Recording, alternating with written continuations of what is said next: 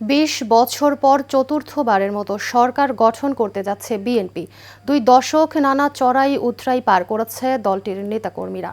তবে দলটির জন্য সবচেয়ে বেশি ত্যাগ যার, তিনি হলেন ৩ বারের সাবেক প্রধানমন্ত্রী, দলের চেয়ারপারসন বেগম খালেদা জিয়া। অন্যায়ভাবে বাসভবন থেকে উচ্ছেদ, বিদেশে চিকিৎসার সুযোগ না পাওয়া সহ দুর্বিষহ জীবন কাটাতে হয়েছে ৭৫ পরবর্তী বাংলাদেশের রাজনীতিতে সবচেয়ে প্রভাবশালী এই নারীর। বেগম খালেদা জিয়ার ওপর রাষ্ট্রীয় অত্যাচারের কিছুটা তুলে ধরেছেন সহকর্মী রাকিব মানিক। বাইরে আমার কোনো ঠিকানা নেই, এটাই হলো আমার ঠিকানা। এই দেশ, এই দেশের মাটি, মানুষই আমার সবকিছু। সম্পূর্ণ রাজনৈতিক উদ্দেশ্য চরিতার্থ করার জন্য ২০১০ সালে শহীদ মইনুল সড়কের বাসা থেকে বেগম খালেদা জিয়াকে এক কাপড়ে বের করে দেন তৎকালীন প্রধানমন্ত্রী শেখ হাসিনা। ২০১৪ সালের ৫ জানুয়ারি নির্বাচন বর্জনের পর বিএনপি সংসদের বাইরে চলে যায়।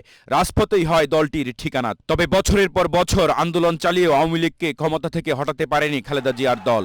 ২০১৫ সালের শুরুতে টানা ৩ মাসের হরতাল, অবরোধে, পেট্রোল বোমার আগুন সন্ত্রাসের জন্য বিএনপিকে দায়ী করে তখনকার ফ্যাসিস্ট সরকার।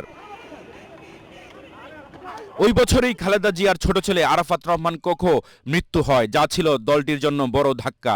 সেই বৈরী সময়ে বড় ছেলে তারেক রহমানও দেশে ফিরতে পারেননি। দেশে একাকী সেই কঠিন সময় পাড়ি দিতে হয় বিএনপির চেয়ারপারসনকে। রাজনৈতিক সেই চাপের সময়ে খালেদা জিয়ার সামনে সবচেয়ে বড় চ্যালেঞ্জ হয়ে দাঁড়ায় একের পর এক মামলা। ২০১৮ সালের ৮ ফেব্রুয়ারি জিয়া অরফানেজ ট্রাস্ট দুর্নীতি মামলায় দোষী সাব্যস্ত করে তাকে কারাগারে পাঠায় আদালত। এরপর জিয়া চ্যারিটেবল ট্রাস্ট মামলাতেও তার সাজা রায় হয়। মহাবিপদে পড়া বিএনপি লন্ডনে থাকা তারেক রহমানকে ভারপ্রাপ্ত চেয়ারম্যানের দায়িত্ব দেয়। খালেদা জিয়ার মুক্তি আর চিকিৎসার জন্য বিদেশে পাঠানোর দাবি বারবারই প্রত্যাখ্যাত হয়। করোনা ভাইরাস মহামারীর মধ্যে ২০২০ সালের ২৫ মার্চ অনেকটা আকস্মিকভাবেই আওয়ামী লীগ সরকার নির্বাহী আদেশে সাজা স্থগিত করে শর্ত সাপেক্ষে মুক্তি দেন খালেদা জিয়াকে। শর্ত অনুযায়ী তাকে থাকতে হয় গুলশানের বাসায়, বিদেশে যাওয়ার অনুমতিও ছিল না তার। ফলে মুক্তি পেয়ে রাজনীতি থেকে বিচ্ছিন্ন এক প্রকার বন্দী জীবন কাটাতে হয় বিএনপি চেয়ারপারসনের।